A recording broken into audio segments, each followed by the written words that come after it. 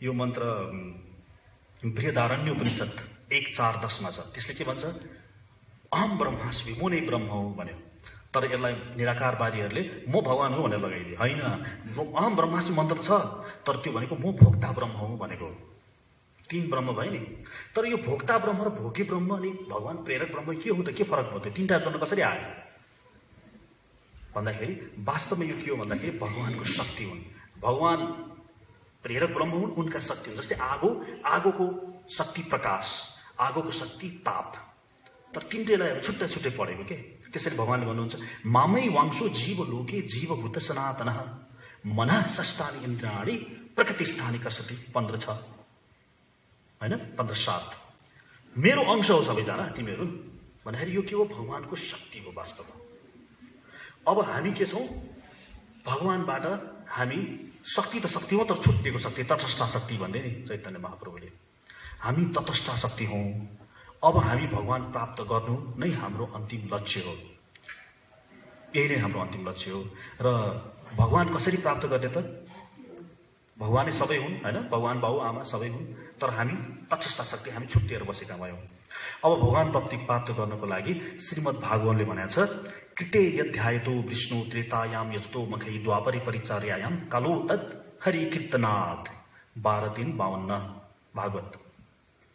कृते यध्यायतो विष्णु, कृतयुगमा विष्णुको ध्यान गर्नु, त्रेतायाम यस्तो मखै त्रेतायाम यज्ञ गर्नु, द्वापरे परिचर्यायाम पूजा गर्नु, द्वापर युगमा कलौ तत् हरि कीर्तनात् कलियुगमा के गर्ने? भगवानको नाम नै लिने हो। तपन्तु तापैः प्रपतन्तु पर्वता दठन्तु तीर्थानि पठन्तु च आगमन् यजन्तु यार्गै विवदन्तु बादै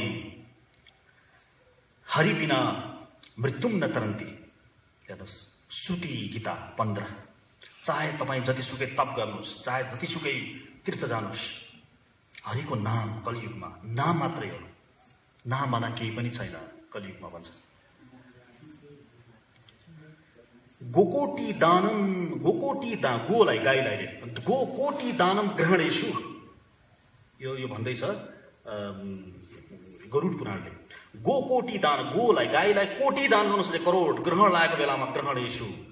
काशी प्रयाग गंगा युत कल्प वासम, काशी प्रयागमा गएर कल्प बस्नुहोस् रे। यज्ञ तन्मे स्वर्ण दानम, यज्ञमा चाहिँ गएर स्वर्ण दान गर्नुहोस् रे। गोविन्दम नाम नाम कदापि न तुल्यम, भगवानको एउटा नाम बराबर पनि छैन। गरुड पुराणले भन्दै राम भगवान शिवजी स्वयं राम रक्षा स्तोत्रमा भन्नुहुन्छ राम राम इति रमे रामे मनोरमे विष्णु सहस्र नाम ततुल्यम राम नाम वरानने। राम नाम एउटा सहस्र विष्णु सहस्र नाम भन्ने छ, त्यसमा हजारवटा विष्णुको नाम छ। राम हो त रामको नाममा सधैँ लगिरहेको हुन्छ। राम राम राम राम इति रमे रामे मनोरमे, म सधैँ भगवान रामकै नाममा हुन्छु। शिवजी भन्नुहुन्छ पार्वतीलाई सहस्र नाम ततुल्यम, त्यो सहस्र 1000 चोटि मैले त्यो सहस्र नाम लिऊँ न, तर राम एउटा शब्द बराबर हुन्छ। भन्नुहोस् है, भगवानको रामको नाम विष्णु भन्दा पनि रामको नामको त्यति शिवजीले आफै भन्नुहुन्छ। सहस्र नाम ततुल्यम तिर्रावत्यातु यत्फलम एकावृत्यातु कृष्णस्य एको नाम नाम तत प्रयच्छति। ब्रह्माण्ड पुराणले भने हेर्नुहोस् के भने, सहस्र नाम ततुल्यम तिर्रावत्यातु यत्फलम, विष्णु सहस्र नाम अर्थात् विष्णुको 1000 नामलाई 3 चोटि भन्नु, एकावृत्यातु कृष्णस्य, कृष्णको नाम 1 चोटि लिनु बराबर हो भन्दाखेरि हिसाब गरेर हामीले आफैले हेर्दाखेरि 1000 चोटि सहस्र नाम अर्थात् विष्णुको नाम लिनु बराबर 1 चोटि राम आउँछ। 3 चोटि राम लिनु भनेको 1 चोटि कृष्ण आयो। अब अगाडि बढौँ। भगवानको नाम लिने भगवानलाई प्राप्त गर्नलाई कलियुगमा बुझियो, भगवानै सबैभन्दा टप भयो पनि बुझियो। कसरी नाम लिने त? अब नाम के लिने त? राम राम राम भनेर बस्ने कि कृष्ण कृष्ण कृष्ण? द्वात्रिंशदक्षरम मन्त्रम नाम षोडश कान्तिवम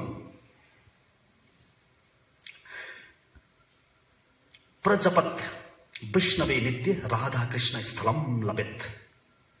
पद्म पुराण 32 अक्षरम, 32 अक्षर भएको एउटा मन्त्र छ अरे त्यहाँ कथा। 32 अक्षरम मन्त्रम नाम षोडश कान्तिवम, त्यसमा 16 वटा नाम पनि छ अरे है। प्रजपत वैष्णव नित्य, जसले यसलाई जप्छ राधा कृष्ण स्थलम लभेत, राधा कृष्णको स्थलमा जान पाइन्छ अरे पद्म पुराणले भने। यो त वेदले पनि भनेको छ। षोडश एतानी नामानी द्वात्रिच दोर्णकानी हि, अथर्ववेदले भन्यो। अथर्ववेदको अनन्त संहितामा लेखेको छ।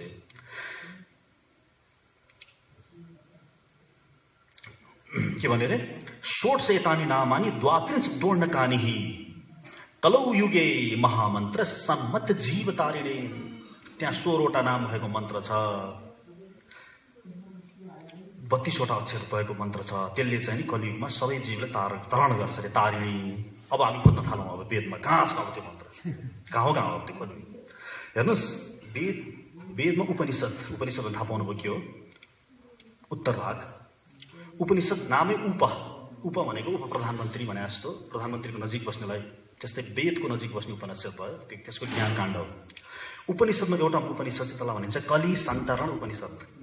सानो उपनिषद छ, म अहिले तपाईँलाई पुरै सुनाउँछु म उपनिषद। कलि सन्तरण उपनिषद सानो, लगभग 7-8वटा मन्त्र छ त्यसमा। अनि त्यो नामै अर्थ बुझौँ। कलि सन्तरण उपनिषद यो चाहिँ कस्तो छ भने यजुर्वेदबाट आएको छ। यजुर्वेदमा 2टा पक्ष छन्, एउटालाई कालो पक्ष भनिन्छ, एउटालाई सेतो पक्ष भनिन्छ। जुन यजुर्वेद पहिल्यै थियो, जसका ऋचाहरू चाहिँ तलमाथि जस्तै थियो भनौँ न, जस्ताको तस्तै, त्यसलाई कालो यजुर्वेद अथवा कृष्ण यजुर्वेद भनिन्छ। त्यसलाई नै आचार्यहरूले पछि ऋचाहरूलाई मिलाएर राखे, त्यसलाई सेतो यजुर्वेद अथवा शुक्ल यजुर्वेद भनिन्छ। यो कलि सन्तरण उपनिषद यजुर्वेदको कृष्ण यजुर्वेदसँग सम्बन्धित राख्दछ। कृष्ण कलि भनेको कलि सन्तरण, कलिबाट बाँच्ने, सन्तरण भनेको बचाउने तरिका। उपनिषद नामै कलि सन्तरण उपनिषद भनेपछि यो उपनिषद कलियुगको लागि अति उत्तम, अति नै पढ्नुपर्ने, जान्नै पर्ने मन्त्र हो, उपनिषद हो। यो उपनिषदको मङ्गलाचरण नै गरेको छ। सहनाववति सहनौ भुनक्ति सह वीर्य कर्वावहै तेजस्वीमा अवधीतमस्तु मा विद्विषावहै। कलि सन्तरण उपनिषदको मङ्गलाचरण। सहनाववति, भगवानलाई सह भनेको सँगै, ना भनेको 2 जना, ववती भगवानसँग हामी मागौँ रे, सबै प्रार्थना गरौँ। सहनाववति सहनौ भुनक्ति, हामी 2 जना सँगै भोगौँ रे। सह वीर्य कर्वावहै, हामी 2 जना वीर भएर चाहिँ वीर कार्यहरू सँगै गरौँ रे। तेजस्वीमा अवधीतमस्तु, अवधीतमस्तु भनेको ज्ञान लियौँ, तेजस ज्ञानहरू हामी सँगै लियौँ रे। मा विद्विषावहै, विद्विषा भनेको न, मा भनेको नो, झगडा नगरौँ भनेको। भन्दाखेरि सुरुमै भनिदियो के भन्थ्यो यो कलियुगमा, झगडा नगर, सबै सँगै मिलेर गर, किनभने this is the age of hypocrisy and quarrel. That's why first मन्त्र नै के भन्यो? मङ्गलाचरण नै झगडा नगर। अब सुरु भयो। द्वापर अन्त्य नारद उवाच, द्वापरको अन्त्यमा नारदले भनेर, हेर्नुहोस् है, कलि सन्तरण उपनिषद सुरु भयो। द्वापर अन्त्य नारद उवाच, नारदले भने पर्यटन कलिम सन्तरियमिति, ब्रह्माजीका नान्छन् नारदजीले ब्रह्माजीलाई, यो कलि सन्तरण नारदजी र ब्रह्माजीको विशेष संवाद हो। ब्रह्माजीका गएर भन्छन् पर्यटन कलिम सन्तरियमिति, म पर्यटन गर्छु रे, पर्यटन मन्त्रालय हुन्छ नि, पर्यटन गर्छु रे, खुब घुम्छु। कलियुगमा चाहिँ कसरी बाँचौँ? सन्तरियम इति, म कसरी बाँचौँ सोधे उनले। ब्रह्मा उवाच, ब्रह्माजीले भने, हेर्नुहोस् है के भन्छन्। पृष्ठो अस्मि, मबाट सुन, पृष्ठ रूपमा सुन। पृष्ठो अस्मि सर्वश्रुतिम रहस्यम गोप्यम त्रिक्षूणेन कलि संसार तर्ष्यति। मबाट सुन, सर्वश्रुतिम रहस्यम रे, श्रुतिहरूको रहस्य, एकदम भित्री कुरा, सर्वश्रुतिम रहस्यम गोप्यम भन्दैछु म।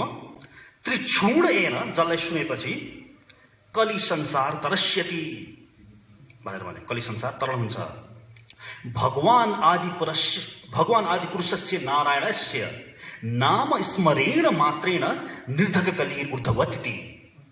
भनेपछि के भन्यो उनले? भगवान नारायणको नाम मात्रै, नाम स्मरेण मात्रेण, स्मरण मात्र गर, कलि संसार ऊर्ध्ववती, यो निर्धक कलि भनेको एकदम डेन्जर कलि, ऊर्ध्ववती पार हुन्छ भनेर भने। नारदले प्रतिप्रश्न गर्छन्, तन्नाम किमिति, त्यो नामहरू के हुन् सोधे। अब आयो हाम्रो मन्त्र। हरे राम राम राम हरे हरे, हरे कृष्ण कृष्ण कृष्ण हरे हरे। ब्रह्माजीले भन्दै हुनुहुन्छ इति षोडशकम नाम नाम कली कल्मष नाशनाम। यो 16वटा नाम अक्षरको नामले नाम इति षोडशकम नाम नाम कली कल्मष नाशनाम। कली कल्मष नाश गर्छ। नातो परतोपाय सर्व वेदेषु दृश्यते।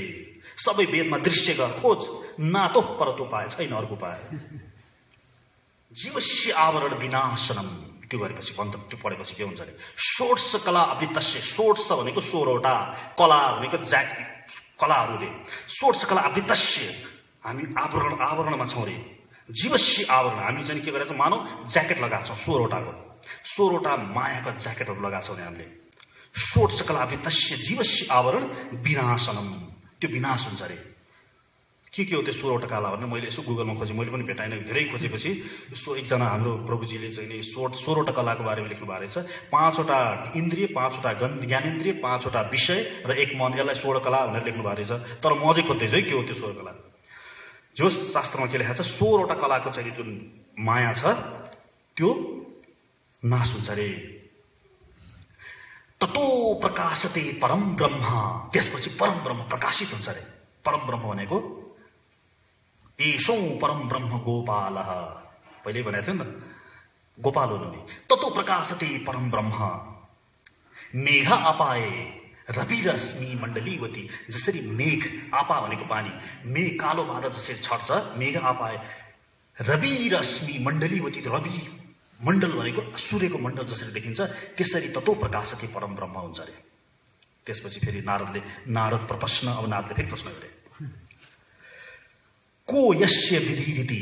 यसको विधि र रीति के छन् यो मन्त्र जप्नमा सोधे। हिरण्य गर्भ उवाच। हिरण्य गर्भ भनेका ब्रह्माजी। अब ब्रह्माजीले भनेको सुन्नुहोस् नाश्य विधि रीति। कुनै पनि विधि रीति छैन यसमा। त्यसैले त हाम्रो प्रभुपादले के भने हाम्रो गुरुले बजासँग पढे हुन्छ। कुहिलेरले हरे राम गरे पनि हुन्छ। तर ओम त्र्यम्बकम यजामहे सुगन्धिम, यहाँ बिगार छ शब्द सुगन्धिम पुष्टिवर्धन होइन। ओम त्र्यम्बकम यजामहे सुगन्धिम पुष्टिवर्धन। यो मन्त्रहरू त यस्तो शुद्धता ल्याउनुपर्छ बोल्दाखेरि, त्यहाँ बिगाऱ्यो भने उल्टो खर लाग्छ। तर हरे राम पर्दैन। नाश्य विधि रीति सदा सुचिर वा पठत ब्राह्मण। सदा सधैँ सुचिर वा भनेको शुद्ध भावनाले पठत ब्राह्मण जसले पढ्छ। श्लोकताम स्वरूपताम समीपताम सायुज्य विधि। हेर्नुहोस् हाम्रो शास्त्र अनुसार मुक्ति छन्, 5वटा मुक्ति छन्। श्लोकताम सालोक्य मुक्ति, स्वरूपताम सारूप्य मुक्ति, समीपताम सामीप्य मुक्ति, सायुज्य विधि।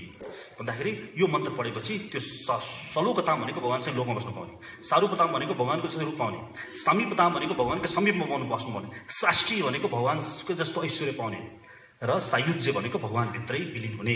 यो मुक्ति त्यसै पाउँछ त्यसले।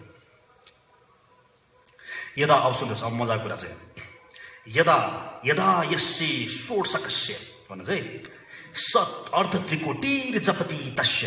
अब यहाँ भने यदा यस्य यसलाई षोडशकस्य यो 16वटा नामको मन्त्रलाई स अर्ध त्रिकोटिर, अर्ध भनेको आधा, त्रि भनेको 3, कोटि भनेको करोड।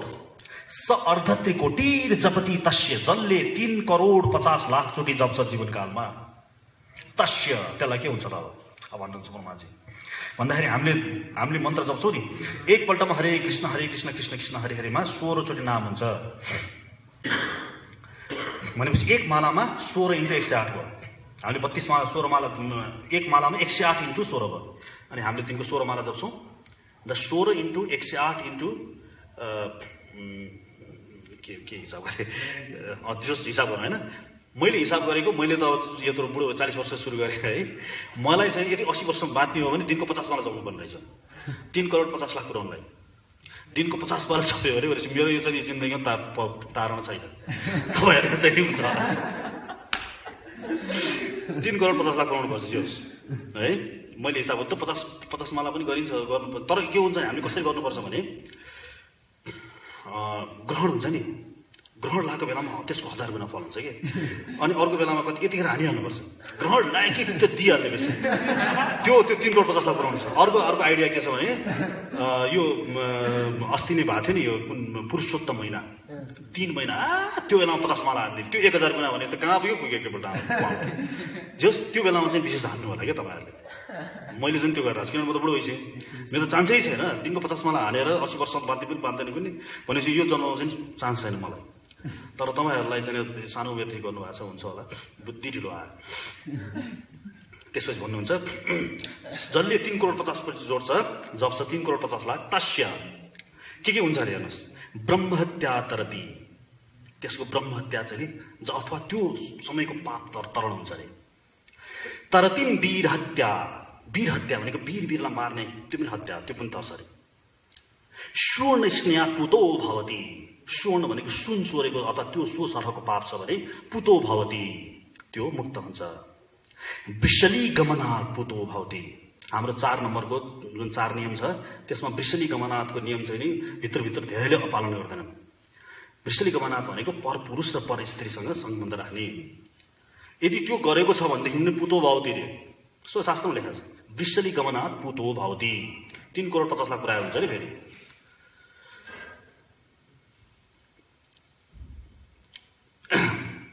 पुतो भवती भनेपछि हाम्रो 3 ऋण हुन्छ पितृऋण देव ऋण ऋषि ऋण पितृऋण भनेको हाम्रो छोरीहरू आउँछन् आज प्रभुजीले मलाई भन्नुभयो छोरी आउने कारण 3 कारणले आउँछन् छोरी आउँछ जस्तो मेरो छोरा ऊ हो यिनीहरू चाहिँ कि त पूर्व जन्मको चाहिँ मेरा ऋणीहरू आउँछन् रे छोरो भएर कि त मलाई नै तार्न आउँछन् रे पुत्र पु भनेको नर्क रे त्र भनेको तारण गर्ने यिनीहरूले चाहिँ आएर मैले सकिनँ भने मेरो 3 करोड 50 लाख पुग्यो भने यसले पुऱ्याइदिन्छ कि त यो कारणले आउँछन् रे अर्को कारण चाहिँ नि हामीले थाहा भएन नि प्रभु बताउँदैछौँ 3टा कारण भन्दाखेरि पितृऋण देव ऋण भनेको भगवान श्रीकृष्णलाई भक्ति गर्ने त्यो तपाईँले गरेर भएको छ र ऋषि ऋण भनेको शास्त्र पढ्ने यो 3 यति दुःख गरेर ऋषिहरूले लेखेका छन् शास्त्र हामीले पढ्नुपर्छ यो ऋषि ऋण तर गरेन भनेदेखि त पनि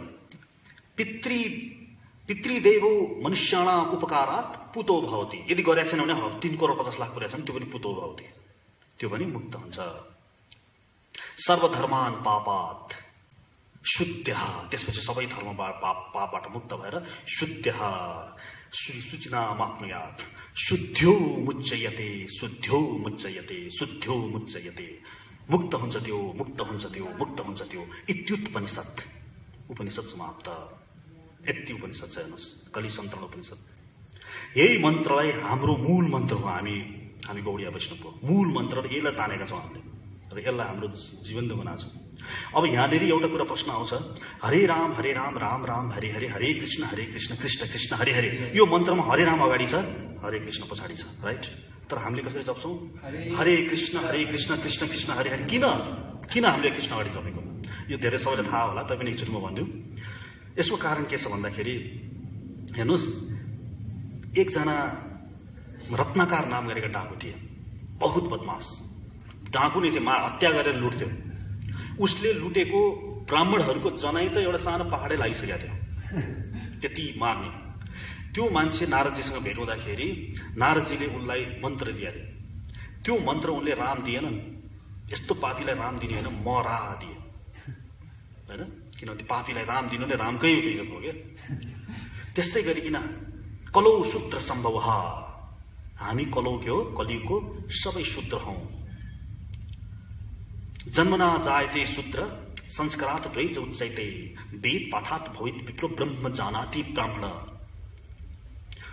अत्तरी स्मृति 140-43 भन्दा जन्मना जायते शूद्र हामी सबै शूद्र हौ संस्कारात् द्वैज उच्चैते संस्कारात् पर्व गरेपछि द्वैज उच्चैते दोस्रो जन्म हुन्छ त्यसको जस्तो मैले चाहिँ मेरो अहिले बल्लभ चैतन्य दास भयो वीरे जङ्गाडाबाट बल्लभ चाहिँ यो मेरो कुनै फुर्ती ध्यान पनि जरुरत छैन यो दोस्रो जन्म मात्र भएको त्यसपछि वेद पाठात् भवित विप्रो वेद पढेपछि बल्ल विप्र हुन्छ अनि ब्रह्म जानाति श्रीकृष्ण जानेपछि बल्ल त्यो हो ब्राह्मण बल्ल ब्राह्मण हुने हो सबै मनबाट हुने हो मनबाट मैले बुझे अनुसार कुनै बाहिरीबाट हुँदैन यो मनबाट देखेकै हुनुपर्छ उसले भन्दाखेरि यस्ता हामी कलौं शूद्र सम्भव यस्तै शूद्रहरू छौँ हामी होइन। हामी त्यो थरको आधारमा भन्छौँ।